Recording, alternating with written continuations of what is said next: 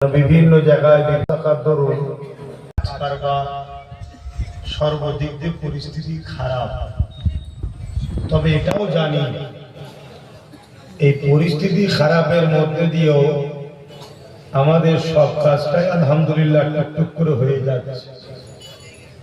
শুধু মাদ্রাসার বেলাতেই হবে না বললে হয়, একটু দরদ দিয়ে যদি আপনারা প্রথম থেকে এই পর্যন্ত যিনারাই অর্ডার করেছিলেন যদি হাত বাড়িয়ে আগিয়ে আসেন, তাহলে আশা রাখবো সামনে বছরের আগে প্রতিষ্ঠান যাতে চালু করার সুব্যবস্থা করতে পারি। বলুন ইনশাআল্লাহ। আবার পক্ষে বিপক্ষে লোক থাকে, অনেক লোক আছে জানি না, কিন্তু বিরোধী করা তো আবার এক নম্বরে, নানা রকম কলে কৌশলে বোঝায় এ লোক থাকবে। তো যা যেসব ভাইয়েরা দাঁড়িয়ে আছে ইদিগুদি আছে, ছড়িয়ে ছিটিয়ে না থেকে এক জায়গায় হন না, দেখতে ভালো লাগবে। আপনারা তো আমাদেরই কওমের মানুষ, এসেছেন যখন রাস্তায় রাস্তায় দাঁড়ানোটা কি আপনাদের জন্য ভদ্রতার পরিচয় দিচ্ছে না শোভা দিচ্ছে? এটা তো আমাদেরই মাহফিল, দিন ইসলামেরই তো আলোচনার মাহফিল। আজ এক শ্রেণীর মানুষ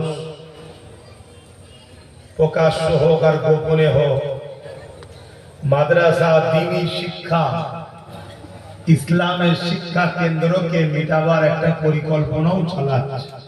সত্য না মিথ্যা? সেই জায়গায় যে আপনারা মাদ্রাসা ও দ্বীনি শিক্ষাকে বাঁচাবার জন্য যে চেষ্টা করছেন, আল্লাহ দরবারে কোটি কোটি শুকরিয়া যে আল্লাহ আমাদের দ্বারা এই মহান কাজকে আল্লাহ করিয়ে নিচ্ছেন। বলি আলহামদুলিল্লাহ। মনে রাখবেন, চলে একদিন যেতে হবে, ঘর বাড়ি টাকা পয়সা জমি জায়গা সব রয়ে যাবে।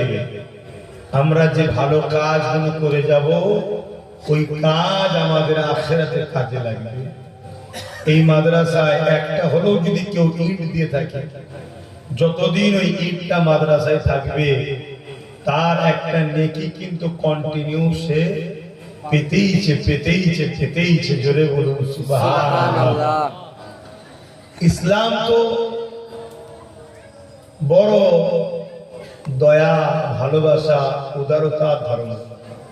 তো যাক, আলোচনা খুব সংক্ষেপ করব, কারণ এই নতুন নতুন ঠান্ডা পড়ছে, নতুন নতুন ঠান্ডা ঠান্ডা আবহাওয়া লাগছে। আবার দুপুরবেলা